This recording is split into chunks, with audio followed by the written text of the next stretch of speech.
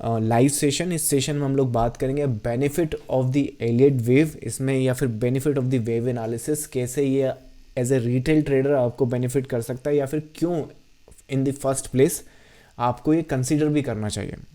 तो इसकी सिंपल सी बात मैं करूँ तो अगर, क्योंकि हम सब रिटेल ट्रेडर हैं और रिटेल ट्रेडर को अपनी ताकत और अपनी वीकनेस समझनी होगी। जितने भी रिटेल ट्रेडर हैं वो क्या कर रहे हैं कि सारे के सारे या तो FII बनने की कोशिश कर रहे हैं या DII बनने की कोशिश कर रहे हैं कि आप FII की ट्रेड कॉपी कर लो और आप हमेशा मार्केट में राइट साइड रहोगे, राइट। ये बिना जानते हुए कि जो रिटेल ट्रेडर है उसकी रिस्क एपेटाइट अलग है, FII जो है उनकी रिस्क एपेटाइट अलग है। तो उनकी जो पोजीशन है, अगर आपको ट्रेड सेटअप पता भी चल जाए तो उनका रिस्क कहाँ पर है, उन्होंने किस तरह से उस ट्रेड को प्लान किया हुआ, उसको मैनेज किस तरह से करेंगे, वो आपको पता ना चलने से रहा। तो सिनारियोज वाइज जो छोटी मछली होती है समंदर की, उसे छोटी मछली की तरह ट्रीट करना चाहिए। अगर वो शार्क या जो बड़ी मछलियाँ होती हैं इसकी तरह ट्रीट करने की कोशिश करेगी तो पहली तो वो कम्युनिटी ख़राब कर देगी, और उसके बाद जो रिजल्ट वो सोच रही है वैसे वहाँ से आने से रहे। तो मार्केट में रिटेल ट्रेडर हो, आप सभी जानते हो कि आप किसी भी पर्सपेक्टिव से ट्रेड करते हो, चाहे आप कोई सा भी डाटा देखते होंगे ट्रेड करने के लिए, पहली बात तो फंडामेंटल एनालिसिस नहीं देखना होता है, स्पेशली इंट्राडे या शॉर्ट टर्म। जितना शॉर्ट टर्म आप टाइम फ्रेम ट्रेड कर रहे हैं तो उसे प्राइस को ट्रेड कर रहे हैं आप, तो उसके लिए कुछ भी फंडामेंटल इवेंट की आपको ज़रूरत नहीं है। आपको ये जानने की ज़रूरत नहीं है कि HDFC बैंक के फंडामेंटल्स अच्छे हैं तो कल इसको सेल कर दें, राइट। तो कल मार्केट सेल में जाएगा तो HDFC बैंक भी जाएगा, तो फंडामेंटल अच्छे होने के बाद भी तो मार्केट गिरेगा। तो what I am trying to say कि रिटेल ट्रेडर को समझना पड़ेगा कि प्राइस को अगर आप ट्रेड करते हो तो आप किसी भी मेथड को अगर ट्रेड कर रहे हो, चार्ट्स को तो आप देख ही रहे हो, चार्ट्स को आप अवॉइड नहीं कर रहे हो। और जब आप चार्ट्स को अवॉइड नहीं कर रहे हो तो चार्ट्स पर भी बहुत ओवरले होती है, मतलब कि यहाँ पे इंडिकेटर्स आते हैं, सपोर्ट रेजिस्टेंस आते हैं, there are many methods, pivot points आते हैं, राइट। सो बहुत सारी मेथड्स है जहाँ पर चार्ट्स पे आप एक तो प्राइस देखते हैं और प्राइस के ऊपर फिर अपने लेवल्स यहाँ पर, या फिर लेट्स से अपनी मेथड यहाँ पर एंटिसिपेट करते हैं। अब एलियट वेव क्या करता है या फिर वेव एनालिसिस क्या करता है, जब रिटेल ट्रेडर मार्केट में आता है तो शुरुआत में सपोर्ट रेजिस्टेंस सुपर ट्रेंड क्या होता है, ये ईजी होता है कंसेप्ट को समझना कि यहाँ ग्रीन आए तो बाई कर लीजिए, रेड आए तो सेल कर लीजिए। पर ये मेथड फीजिबल है क्या? फीजिबल नहीं है, इसी वजह तो सारे के सारे ट्रेडर सुपर ट्रेंड को ट्रेड नहीं कर रहे हैं, राइट। मैं आज भी देखता हूँ बिगिनर्स जो हैं वो सुपर ट्रेंड लगा देते हैं, यहाँ पे ग्रीन हो गया होगा और ग्रीन के बाद फिर वो आपको ये रैली बताएंगे, राइट। उसी सुपर ट्रेंड का साइडवेज मार्केट में क्या हाल है वो आप जानते हैं, राइट। या फिर सुपर ट्रेंड यहाँ पर क्या काम करेगा।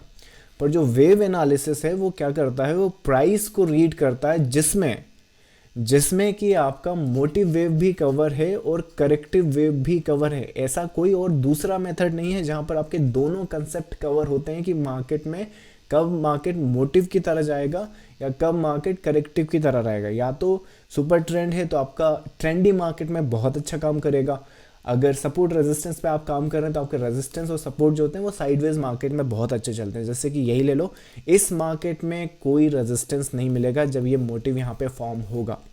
सो ये जो मोटिव है ये आपको वेव एनालिसिस से आप इस करेक्शन को भी स्टडी कर सकते हैं, इस मोटिव को भी स्टडी कर सकते हैं। बेनिफिट कैसे मिल जाएगा, चलिए एग्जाम्पल से समझते हैं। एक पब्लिक सेशन, आप में से जो पुराने ट्रेडर्स जो मुझे फॉलो कर रहे हैं, आपको स्टेट बैंक ऑफ इंडिया पता होगा ना। स्टेट बैंक ऑफ इंडिया में आप देख सकते हैं कि सीधा का सीधा ये मार्केट ऊपर आ गया। यहाँ पे नोट करो तो यहाँ पे रेजिस्टेंस और सपोर्ट, जैसे कि एक रेजिस्टेंस यहाँ पे है नहीं चला, एक रेजिस्टेंस यहाँ पे है नहीं चला, एक रेजिस्टेंस यहाँ पे है नहीं चला, फेक आउट करके फिर नीचे आया, राइट। तो बहुत सारे ट्रेडर का एसएल हंटिंग की कंप्लेन कर रहे हैं।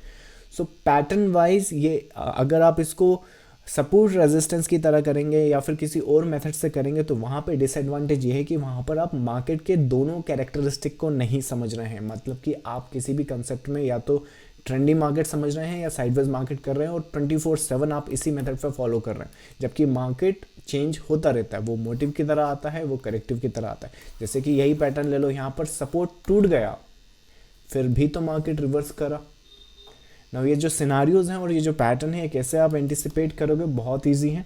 आपने से लाइक अगर SBI चार्ट की बात करें तो ये अपडेट है, पब्लिक सेशन ये आपने देखा होगा 23 मार्च 2023, आज है 28 मार्च, एक महीने पुरानी बात है। ये चार्ट आप ही में से किसी ने पूछा था। जो एंटिसिपेशन थी यहाँ पर तो सपोर्ट टूट रहा है, क्लोज भी नीचे आ गया, पर उसके बाद भी तो ये अपसाइड आएगा, राइट। अब इसमें क्या होगा कि अगर आपको एलियट वेव नहीं मालूम है या वेव एनालिसिस आपको उतना पकड़ नहीं है तो क्या करोगे, आप इसे भी मोटिव समझ लोगे और उसके बाद फिर आप यहाँ पे डरने लगोगे कि ये यहाँ से गिर जाएगा, फिर यहाँ से गिर जाएगा, फिर यहाँ से गिर जाएगा। अरे भाई वहाँ पर पैटर्न बन चुका है, ये मार्केट इस तरह से जाएगा, उस पर ज़्यादा एनालिसिस करने की ज़रूरत नहीं है। ये वेव एनालिसिस में आपको इतना दिख जाता है।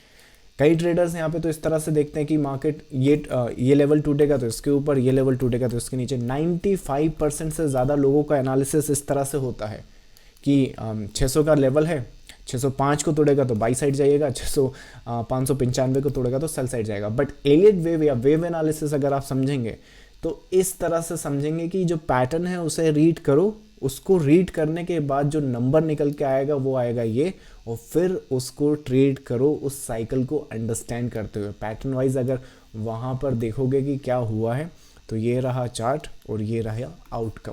तो ये पूरी की पूरी आउटकम पे फिर आपको दोबारा एनालिसिस करने की ज़रूरत नहीं है।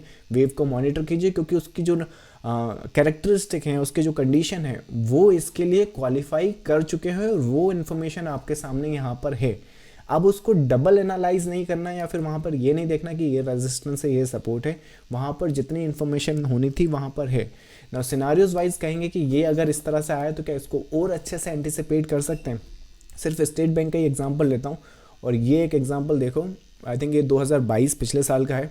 इस चार्ट में देखो कितनी सारी वेव्स किस तरह से यहाँ पर एंटिसिपेट करी हैं और किस तरह से मार्केट ने परफॉर्म करा। मेरे हिसाब से 6 जनवरी 2022। सो जो एलियट वेव या वेव एनालिसिस आप समझते हैं उसका जो बेनिफिट आपको मिलता है 6 जनवरी 2022 मेरे हिसाब से शायद लगभग यहाँ कहीं पर है। तो मैं यहाँ पे एक आपको वर्टिकल लाइन बना देता हूँ, ये वर्टिकल लाइन है। सो यहाँ पर चार्ट को आप एनालाइज करेंगे, ये चार्ट का आउटकम है उसके बाद हुआ है। और अगर आप वेव एनालिसिस को फॉलो करेंगे तो ये एंटिसिपेशन आप होने से पहले देख सकते हैं। इसमें आप ये क्वेश्चन नहीं करेंगे कि ये रेजिस्टेंस है तो यहाँ से मार्केट गिर ना जाए। कई ट्रेडर्स यहाँ पे डब्ल्यू पैटर्न की तरह से ट्रीट करते हैं, जो वो ट्रेड कर रहे हैं वो डब्ल्यू नहीं चल रहा है, बाकी के सारे डब्ल्यू चल जाते हैं। उसका रीज़न ये है कि वो जो डब्ल्यू है, जब ये करेक्शन यहाँ पे कंप्लीट होगी, और जब ये करेक्शन यहाँ पे कंप्लीट होगी राइट, तो जो एक्स वेव होगी या जो नेक्स्ट मोटिव होगा वो भी तो ऐसे ही जाएगा, और जब वो ऐसे जाएगा तो वो डब्ल्यू बनाते हुए जाएगा। तो जो आपका डब्ल्यू है जिसे आप ऐसे समझ रहे हो वो एक्चुअली मोटिव वेव है जो अपोजिट डायरेक्शन में जाएगी, उसका डायरेक्शन ये होगा। यही डब्ल्यू पैटर्न आप यहाँ ढूंढ लो, आपका इतना अच्छा डब्ल्यू चलेगा कि आपके ये इस मोटिव के यहाँ पर 618 टारगेट देखते हैं, पर इस डब्ल्यू में आपको इस तरह के टारगेट्स भी मिल जाएंगे। जैसे कि यहाँ पर देखो सेम पैटर्न सेम स्ट्रक्चर, पर ये तो नीचे गया, ये क्यों ऊपर जा रहा है? The reason it's going up because ये जो मोटिव है इसकी ये जो करेक्शन है वो यहाँ पे फिनिश है। और ये सब आप एनालाइज कर सकते हो only because with the wave analysis.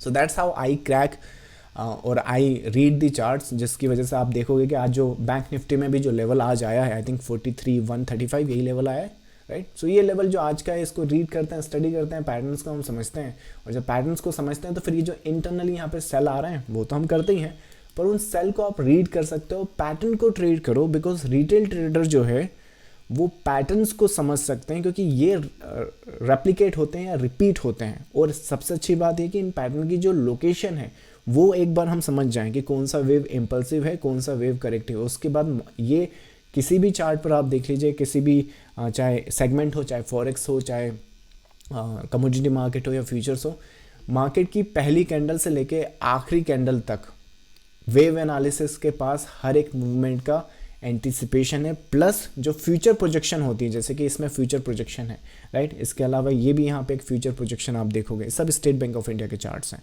So future projection भी आप इस तरह से कर सकते हो वेव एनालिसिस के थ्रू।